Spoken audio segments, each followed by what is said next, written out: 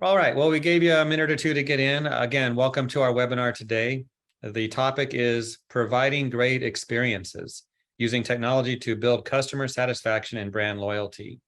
So the presentation is all ready for you to enjoy. We'll have some poll questions and also a Q&A at the very end. So stick with us to the end. And once Derrek is done with his presentation, the official presentation, we'll get into the Q&A. So we want to hear your questions. So you can see you can use the chat feature to ask questions, and I'll keep an eye on that.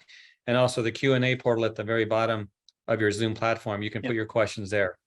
So as you enjoy this presentation, think about what questions you might have that'll fit your facility, your company.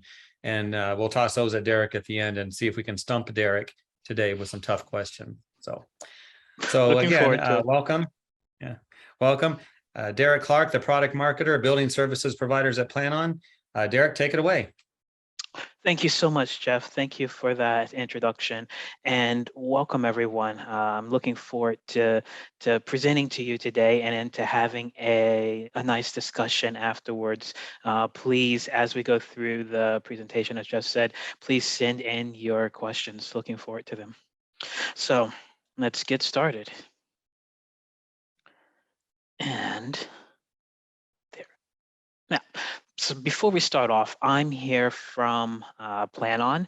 We are a global smart building technology firm. We're headquartered here in the Netherlands, but as you can see by this map, we've got offices in the US, in Canada, across Europe, Middle East, and in Asia as well.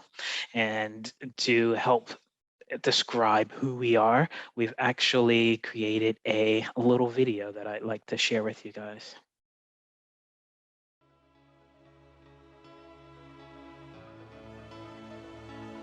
We spend an estimated 90% of our time indoors in buildings as an integral part of how we live, sleep, work, relax and interact. Since its establishment in 1982, Planon has been dedicated to providing innovative solutions to smart building environments and turning them into livable and productive spaces. We believe building users, owners and services providers deserve better and integrated experiences. We connect buildings, people and processes by eliminating data silos and aligning solutions into one shared information platform.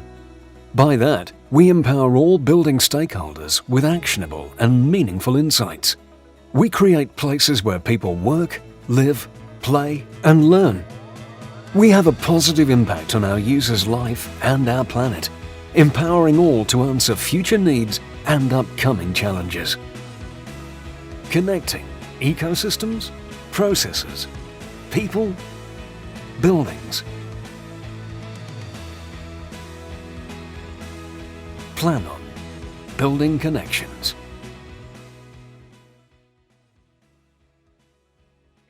So that's who we are. We're a smart building solution provider. We help real estate owners, occupiers, and building services providers to deliver great facility experiences. And over the years, we found that for many organizations, the real estate they occupy is the physical manifestation of their corporate culture and identity. These are strategic assets for their business. And as part of that, these are places for existing employees to interact, to collaborate with colleagues, for prospective clients to be wowed, and for prospective employees, so new employees come in, to experience the energy and the culture of the organization before actually joining. So what we find is that organizations are now looking to their FM and building services providers to help them present and maintain these places. This job, it probably hasn't gotten any easier for building services providers, given what we've just been through over the last 2 to 3 years, and what we're moving into now with evolving strategies for how to incentivize people to come back into buildings and into office regularly. As an FM or building services provider, the demands on you, your staff, and your colleagues have likely increased as well over this time period, or might be increasing right now. Whether you're in cleaning, in maintenance, or another area of the industry, you may have found yourself asking one or more of the questions that you see on this slide. Today, I'd like to talk with you about a service delivery strategy that I believe and that we as Planon believe will support you in continuing to deliver great experiences to your clients. This strategy is called Total Facility Experience. It's part customer experience, part employee experience, and all about the services and multi-experience communication solutions that enable great experiences.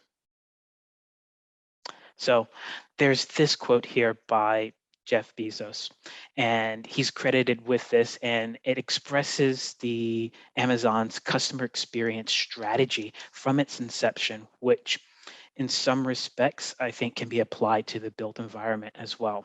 Take workplaces, for example. They are now perceived as multi-dimensional places to enable collaboration, social engagement, and focused deep work when needed. Organizations look to their services provider to be the host of this environment, to be the front of house that makes sure facilities are well managed, they're clean, they're comfortable, they're inviting, and that everything works as expected. Recently, this is one of recently industry research has found that this leads to facility users increasingly wanting to be comforted by the side of FM and building service providers doing their duty. And so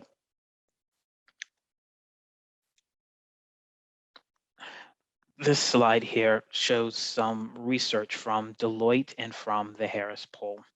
And these findings, they may differ from what you understand as being the historical perspective of how cleaning in commercial facilities once took place at night, at times or during night, or at times when customers were not really around, or when fewer people were actually there in the office. We're finding that now, in line with these findings from the research polls and in conversations with some of our clients, that services providers are increasingly being asked to be front of house and a type of hospitality role. So people want to see the spaces being cleaned or being greeted by a friendly face. This front of house experience also has challenges. If a service provider is feeling frustrated or is having a bad day, there is the chance that the feeling of frustration may come through in client interactions. Not such a great thing when you're trying to provide great experiences. This is where we think the right technology solutions can benefit services providers by enabling them and their client end users to reduce the frictions involved in accessing and delivering services. So now we've reached to our first poll question. Can we bring the poll question up? So please take a few minutes to go through and answer out this question. I'm quite curious to see what some of the responses are going to be. I find that they may be broad, considering that over time in dealing with our clients, we found that their services providers can have the full range of technology solutions that you see here. Some who are not very, have not implemented much solutions yet, and some that have gone all the way to being fully smart building solution providers. Yeah, and as you can see here, I'm looking at the responses as they're coming in right now, and I see that we've got not yet, but we're reviewing some options is kind of in the lead at the moment. And yes, we use an integrated platform is coming up. So it seems like this is a very technology, a group that's looking to see how technology can actually improve their service delivery. So it's good to be on this webinar right now. So now that we're looking at that, I would like to share a story with you. So this is a fictional story. I'd like for you to imagine an employee of one of your clients. They're arriving at work, a bit nervous because of an important client meeting today. This employee, they want everything to go perfectly so that they can impress their potential client. As they arrive at the office, they quickly pass through registration using their mobile phone. As they walk through the lobby on the way to the coffee bar, they notice one of the new cleaning employees, Mark. It looks like he's cleaning up a spill from some people who were in the lobby earlier in the morning. He probably received an on-demand notification in his work schedule that there was some cleaning that needed to be done.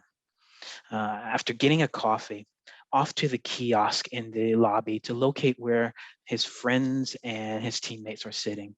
On the way to the lift, a notice arrives on the phone in the in user engagement app or tenant engagement app. The thermostat in the conference room that's scheduled for the client meeting today has been fixed. Perfect timing. Before today's big client meeting, this day is off to a good start. As the lift arrives, the employee uses their smartphone to leave the building services provider a 5-star rating. Since they switched providers, the experience of being in the office has dramatically improved and exceeds expectations.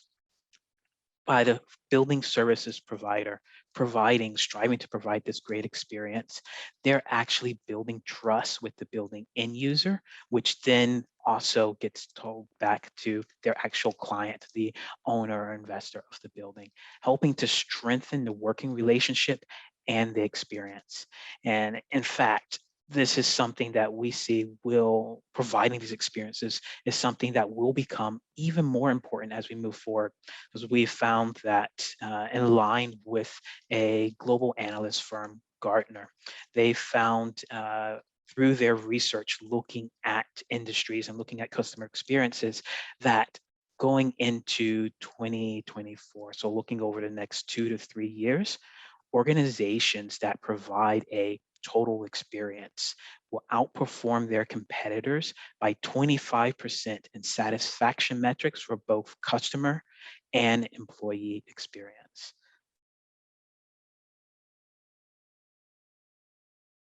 Yeah. So now we're talking about uh, what is actually this whole idea of total facility experience. Uh, Looking back at the story that I just told you, that's one version. I'm sure those listening in on this webinar today have their own versions of that story that they've contributed to. Some might be good, some might be better, some might not be so good. But in everything that we will start to talk about, we'll realize that designing these meaningful total facility experiences is about understanding how individuals interact with products, services, and with each other. And so if we look at this slide, we can say that total facility experience is comprised of 4 components. On the what would be my left-hand side here, you've got customer experience. This is the customer's perceptions of how their needs, their wants, and expectations are being met and influenced by service delivery experiences. Next, on the opposite side, you've got the employee experience. And so this is the employee of the building services provider. And this employee experience is talking about the perception of this services provider and how their needs, their skills, and improvement potential are supported by their employer and influenced by the experiences they have with customers. The third component is user experience. So this is what links the customer experience with the employee experience. And this is involved through the design of processes to identify and deliver an appropriate basket of facility services to help the client meet their business and employee objectives. And lastly, tying everything together is this idea of multi-experience. And so these are the MX that you see on this slide. And this is the use of various technologies to enable easy and transparent communication and accessibility to facility services, whether that is requesting different services, providing feedback, or providing accessing from the employee side knowledge that pertains to the work order or the cleaning schedule that they have coming up for today. We see that both the customer experience and the employee experience are made viable through having accessible and easy to access information that each needs to request and deliver services. For the end user, this can be access to any number of services at their fingertips. For the facility or building services provider, it's access to knowledge, resources, their colleagues, and the ability to easily adjust their activities as needed. So, for example, if you are within the maintenance domain and you're a technician, your day may not go as you expect it to be. Uh, you start the day off with a pre-planned schedule, and that might get thrown out the door because of new emergency requests that have come through or shifting priorities throughout the day. If the technician is then, say, called on to resolve an emergency and doesn't have all the information they need, whether it's the asset maintenance history, other who else might be working on the problem. If this particular technician is an electrician and it involves elevator, there might be someone from the lift company who's also there working on it, or even sufficient knowledge to actually fix the problem within the expected time frame. This can lead to unsatisfied customers and potentially frustrated technicians. Ah, no, okay. So looking at how do you prevent this kind of friction from happening. This is where total facility experience comes in. It's about people and their experiences and how those are supported through various technology solutions, such as potentially a mobile application. So if you think back and imagine the story that I just sent through, and imagine that Mark, the cleaning employee, was not part of a smart building solution. So they didn't have the app which helped them to receive the emergency requests for cleaning. Then you have the employee who's coming in, they see a mess in the lobby, they see various things, and they're already stressed, and they could potentially get even more stress because they don't know if that's going to be cleaned up or when it's going to be cleaned up, or potentially they've put in a paper or an email request to have the thermostat in the conference room fixed, but they have no way to track when that's going to be done or if it's going to be done before their meeting. And this is the only conference room that's available. So they're in a tight situation. They're a little bit stressed. They might get more stressed and more frustrated. It's not a great experience. So what we see from this is that effective communication is the key to successfully implementing a total facility experience strategy. In today's world, where so much communication is of the moment and on the go, supporting effective communication implies providing a mobile first tools that simply access to support services, information, and colleagues. So for example, if you're customer engagement, and I don't, just for an experiment for everyone who's here, can you take a guess at how many apps you have on your phone right now? Now, how many of those do you actually use on a weekly or daily basis? I, for one, have over 100 apps on my phone, but I might only use 16 on a regular basis. Some apps, I don't even remember the last time that I used them. All of this is to say that having multiple apps to connect, engage, and communicate with your colleagues, visitors, and services individually across all those things, it probably won't go over so well, which is why the idea of having one central all-in-one integrated app that will enable client employees to access the information and the services they need when they need them all from one place is something that we think is quite beneficial. So for example, you can request services, provide feedback, reserve workspaces, locate colleagues, or even navigate the building if you're unfamiliar with particular floors, all from one app. And then the same thing also applies to field service management, where you have one integrated app that allows you access to all the needed information for a work ticket or for cleaning schedule, to request support, or to communicate with colleagues in the field or in the back office. And talking about the back office, these mobile tools are supported by back office solutions that help you to manage labor effectively, such as resource planning and scheduling, or measuring and understanding the actual cost of service delivery so that you can estimate future work proposals more accurately and help to grow and improve the profitability of your company. The ultimate aim is to manage employee experience, to make sure that teams have access to the information they need while they work, are able to monitor their work progress, and ensure that jobs get done correctly, accurately the first time. Okay. So we're up to the second poll question now. And let's take a few minutes to let people come through and start to fill out this question.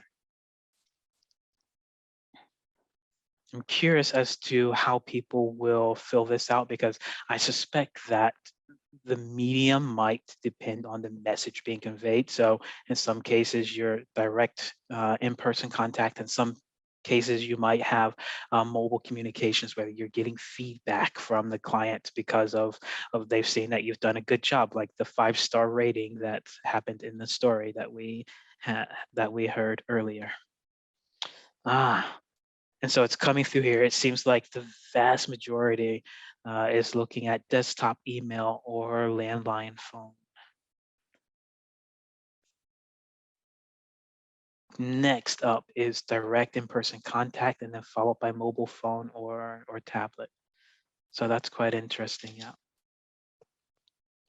All right, so we've got everyone who's answered this. Let's move on to the next slide. The focus during our time here has been on open, accessible communication, collaboration, and how that works to help provide experiences. All of this means that a total facility experience strategy can't be created in a vacuum. It ultimately has to be created in partnership between a customer, their employees, and the building services provider. This process starts with, you can see on the left-hand side here, with collaboration and identifying a strategic framework for what services and the level of those services are required for the customer to meet their business and employee objectives. This solution to support communication and activities are selected and implemented.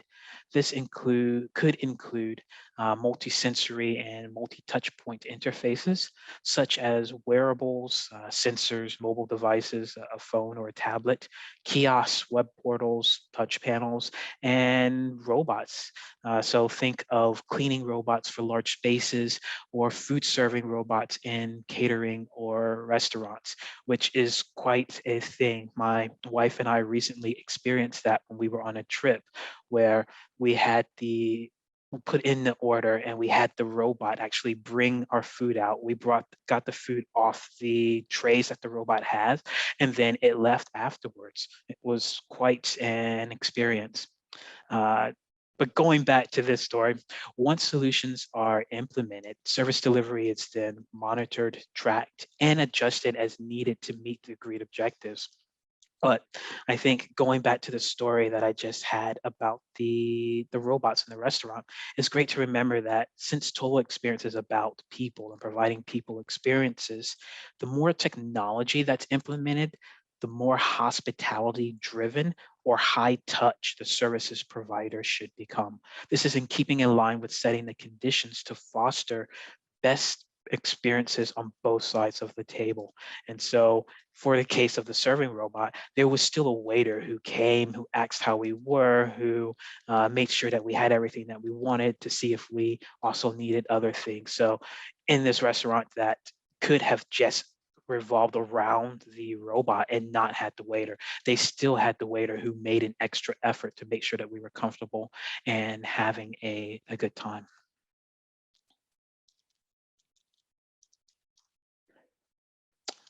And so that is, in the end, that looks at this total facility experience strategy, is able to help services providers to deliver in partnership with clients the services that fit into a client's business objective and personnel objectives and facility needs, whether it's in an office, an auditorium, an airport, or an other location.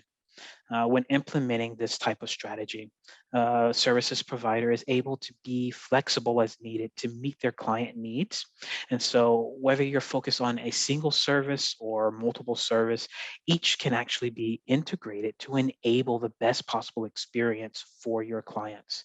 This might mean providing services based on a minimum amount of technology, or working with a client to incrementally deploy a smart building solution that engages and incentivizes the use of their real estate, no matter what the future may hold. So this is really about meeting your customers where they are in terms of how they would like you to deliver these total experiences to them. And I think that brings us to our third poll question. Yep. So let's give everyone a few minutes to go through and respond to here. And so this is interesting, looking at whether you're curious of providing more experiences or not, because I think this fits into a total facility experience strategy quite well if you look at it in through the lens of a integrated facility management market, where you're not just providing, say, cleaning services, but you could be providing cleaning, maintenance, even expanding into catering and other soft services or well-being services, or sustainability or ESG services as well.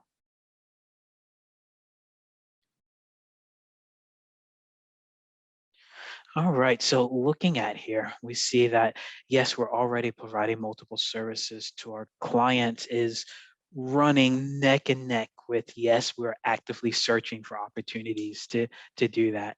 And then there are a few that no, we're happy with the services we currently provide. But there's no one who said that no, we are happy with the single service we currently provide.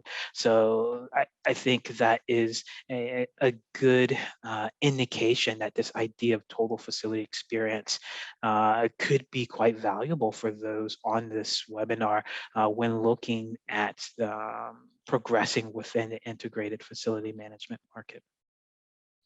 Okay. So in the end, a total facility experience is a strategy to help a services provider move from a focus on providing services to spaces to a focus on providing engaging places for people. And this can be done through looking at the right technology and operations processes, engaging on helping the customer, the client, to build awareness of their brand through the services and the great experiences within their building, and potentially through providing consultancy on the design and how to actually improve the workspace. And then also looking at the service and providing a services that actually impacts the whole person. So this is not, or may not be, an easy task for everyone. And I believe it was David Guterham from WSP who said that the workplace is no longer just the one place you go to every day. It could be anywhere: a park, a bench, a restaurant table, a client office, or even a gym. It's all workplace now. And I would extend that to say that all of that is workplace, but all of those could collectively or within bunches be a workplace, be collectively grouped within a single facility. It's no longer expected that you might have to go to individual places to experience those, but they could all be within one facility, within one office. And this provides an opportunity for building services providers to expand on how they support clients, to really move into that integrated facility management market. It helps you become more of a partner to your client instead of being viewed as just a vendor, which in turn will lead to stronger service provider loyalty and higher revenues from longer relationships. So to put this into context, I have another industry research report where consultancy Bain and Company has found throughout the years, looking at their research, that customer retention, if you grow that by just 5%, you can actually grow your profits by 25% or more. In other words, brand loyalty pays. So coming up on the closing here, I'd like to I'd like to provide you with a quote here. So in 2018, at a speech in Davos, Canadian Prime Minister Justin Trudeau stated that the pace of change has never been this fast, yet it will never be this slow again. Now, what is interesting to me about this is that this speech happens 2 years before the pandemic that we all just went through, which changed and accelerated everyone's technology adoption plans beyond recognition. The level of change that we have experienced and that we are experienced isn't slowing, and it isn't going to be reversing. In fact, global architecture engineering firm HOK finds that their larger clients are increasingly looking to replicate the co-working playbook popularized by WeWork and create curated experiences with a strong sense of community to attract, engage, and retain employees. Uh, what we find is that if you're looking at a total facility experience strategy, uh, that's enabled by technology, it can help you as a building services provider to empower and inspire your employees and your customers by enabling them to have a strong sense of control over their environment and their actions, which will help to ensure they are ready to weather any storms that are ahead, and also whether that's another pandemic that's around the corner or something else. It will help them to participate in collaboratively making a great facility experience. And so to close, I'd like to leave you with a thought. As we all adjust to a more mobile, virtual, and hybrid working environments, whether you're on the client side or whether you're providing services to these environments, the aim of building services provider is increasingly to help the services end user have the best built environment experiences across any available touch point, whether that's in-person interaction, a mobile experience, or by having everything go just right when it's your day in the office.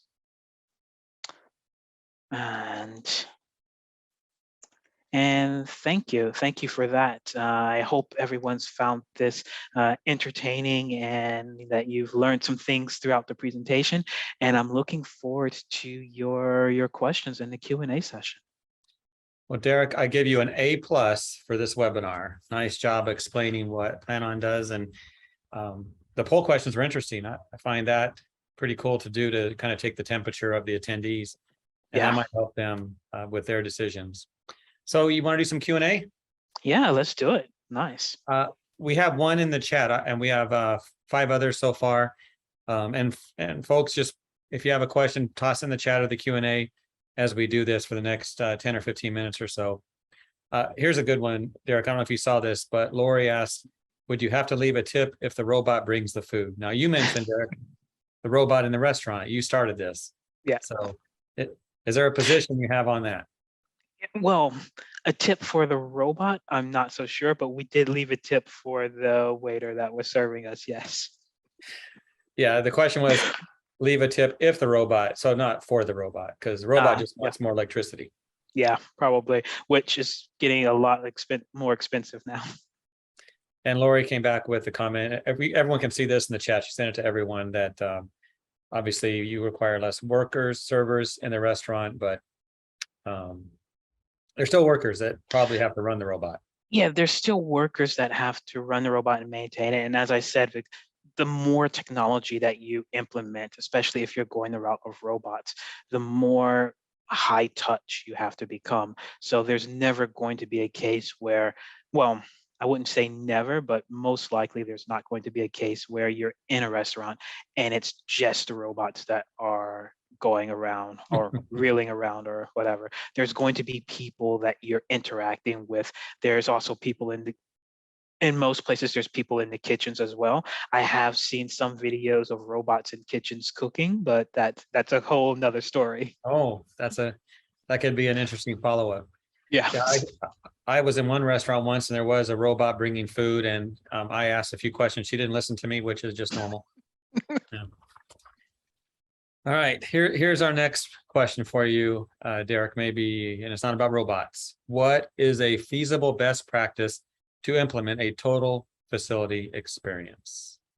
Yeah, Jeff. So I think that goes back to the slide I had a little while ago, where the first step when looking to implement this type of experience is collaboration with your client, because the end user, the client that you have, they're the ones who have the closest contact with their employees. They're the ones who are getting the direct feedback initially from the employees to understand what services they're looking for and what incentives they're looking for in order to make the experience of being in the workplace more more good for them. And so looking to expand who you're talking with, initially you may be just talking with the head of facilities or a head of operations, but it's also interesting to expand and to look at, say, someone within HR, also looking at someone who may have a wellness type of job role within your clients to see how what feedback they're getting from their employees that could help the service provider really decide, okay, this is a great opportunity for us to provide additional value to our client. And so now that we understand this, let's look at the solutions that are on the market that could help us do that. And say if you're looking at providing a smart cleaning solution, it's looking at what is the when looking at the provider, it's looking at what's the brand of the provider, what's the types of solutions that they have, the implementation of the solutions, the references that they have, and then how does that solution actually meet the objectives that you set out at the first part with your client. And then once you do that, it's looking at working with those solution providers to actually implement something that is not going to cause you any problems down the road, and that's actually going to realize as quickly as possible the actual solution that you're expecting to get. And then once you go to there, it's putting in place a process to monitor how you're actually delivering these new services to your clients through these solutions to see where adjustments can be had and where improvements can be identified, or opportunities for improvements can be identified, which feeds into kind of this continuous improvement cycle where to provide great experiences, you have to be constantly looking for opportunities to adjust or be flexible or improve how you're serving your clients. So work with your customers to identify what services need to do. Be very diligent in selecting a solution provider to help you with delivering those services. Put in place the processes to monitor and to identify opportunities to provide additional value or to constantly improve. Makes sense. Thank you for that. Here's a question. With all the options for engaging with clients on new services, can you benefit from a total facility experience if you only provide a single service? Yeah. So I think that you can, because a total facility experience is not dependent on the number of services you provide. It is solely dependent on how you're providing those services to your clients to provide the best experience in the building as possible. And if you're only providing a single service, then part of providing this total facility experience may be looking at who else is providing services in that building and seeing if there's an opportunity to partner with them to leverage additional services or to leverage additional incentives to provide better experiences to your clients. So no, it doesn't matter how many services you provide. It's more of how you're providing those services to meet those objectives. Makes sense. Makes sense. Our next one is, which do you think provides the best benefit, Derrek? Having one app that does a lot or using multiple point solutions? Yeah. So I think it really depends on the strategy of the service provider. So there's arguments for both hands. You can have multiple solutions because that's almost a legacy thing that you have, where you have some clients who could be pushing solutions towards you, or you could have various legacy solutions that you're using.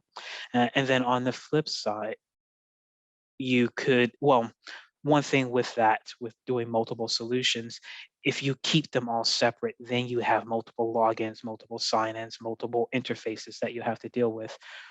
Or you could integrate them into a separate platform, or you could go directly with an all-in-one integrated platform, which means that you only have one sign-in. You've got one app that lets you access various different services based on the solution that you're providing to your client. But one thing that I will say about the single integrated app is that there is no uh,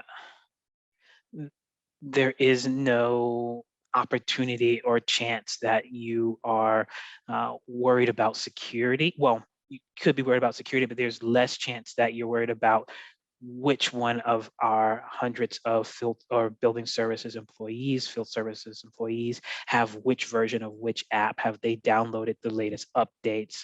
What are they doing? And so in some cases, I would say that the integrated platform provides you with that extra level of security. Okay. Yeah, when you asked the question in the poll about how many apps you use, I was thinking, I think I have 40.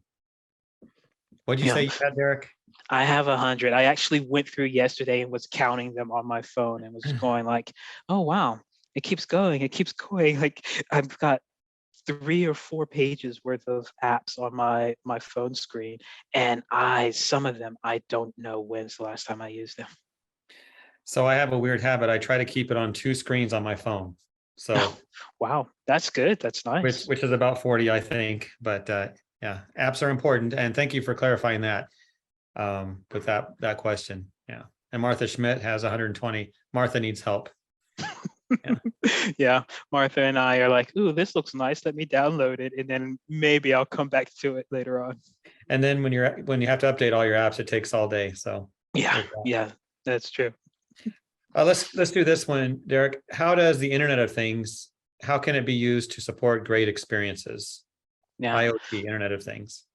So I think that this is one of those things where there's been a lot of conversations about Internet of Things, a lot of promises about what it can do. But if you start to break it down and look at specific use cases, let's take cleaning, for example. So you can have sensors that measure the occupancy within buildings. So if you've got clients that are looking at hybrid working where it's no longer Monday through Friday, 9 to 5. It could be Tuesday, Wednesday, Thursday. It could be Monday, Wednesday, Thursday. It could be various things. But with IoT, you can have sensors that measure the usage of spaces within your client's facility, so that you know which spaces get the highest use and which spaces may need more cleaning more frequently. Going back to the earlier slides we were showing, where it's really people like to see the spaces they're using being cleaned more often now, as a sense of like building that trust that the facilities are safe and healthy. And so that's one example of how IoT can be used to provide great experiences. It can also be used to measure like the fill levels of things within toilets, or the number of people who come in and out of toilets, so that you can better know when you need to go in and clean a toilet or refill the toilet rolls or the soap dispensers and things like that. So that's just one example of how IoT can be used to support great experiences in a building. Mhm. That's an important topic. I'd like to ask the audience, like, maybe we won't really ask this, but have you ever been in the bathroom and there's no toilet paper, no paper towel? I didn't It want to happens. say that, but I was thinking about that because I've had that experience before. Probably more common than we think, but Internet of Things and the technology you're talking about, what a solution which enhances the customer experience or the facility occupant for sure. Yeah, yeah. Okay, maybe one more question, Derrek, and then we'll wrap it up. Thinking about the Internet of Things, what are some typical Internet of Things use cases you're seeing in the market? Mm. Yep. So we're we're seeing a variety of use cases in the market, and I think one way that we've found it's manageable to start to think about IoT or Internet of Things use cases is to look at starting to bucket them into things that are related to various services. So cleaning one, we just talked about some use cases right there, looking at space usage, looking at frequency of using the toilets. You can also look at IoT in catering, for example. So being able to look at measuring the number of people within the building and the flow to know how much food you're creating, so that you could try and minimize the amount of food waste you're creating for, say, if you're providing catering for lunch during that day. Or to look at, and this is one that we've seen, look at what the wait time is for catering. So I don't Hmm. know how you do it, but for us, our offices, everyone leaves at noon to go down for lunch. And so sometimes if you don't stagger that, you can get down and the line to actually get your lunch is 20 minutes long or something. And if you can avoid that by, say, getting a notification, oh, why don't you just wait 5 minutes for the line for some people to kind of move out of the way and for some space to free up, that's also another helpful use case for IoT. And then, of course, there's also looking at maintenance as well. So being able to, through sensors, monitor things like energy use within a building, so that you can identify areas to maybe do better energy management, or identify opportunities for energy efficiency projects through the amount of energy use that's in the buildings. So that's just a couple of different IoT use cases. Yeah, you never mentioned DoorDash, but maybe that's not an option in the Netherlands for your lunch. Oh, no, not in our offices. No, actually, I Well, haven't seen DoorDash here. you need to know what's going on down where the food is. Yeah, Yes, yeah, it's important, yeah, especially, lunchtime. yeah, especially at lunchtime, because sometimes you've got those hour and a half or 2 hour meetings that go right up to lunchtime, and it's like, oh, I'm so hungry right now. Or webinars, they happen as well Yes, at lunchtime. yes, that's true. Well, Derrek, I think we're towards the end of our webinar. Appreciate your expertise. All those who are here and those who registered for this but couldn't be here in person, they'll get a link of this recording in a few days. So if you're wondering where that's at, just give us a few days to get this recording to you via email. And of course, Derrek, you have the QR code there for a demonstration if some want that, and your email is there as well. But we will Yes. be reaching out to everyone after the webinar in a couple of days. Derrek, anything to add to close? No, just good luck to everyone. Hope you guys are on for a good day. For me, it's the end of my day. It's almost 9 p.m. here in the Netherlands, so it's dinner time. And speaking about food's making me really hungry.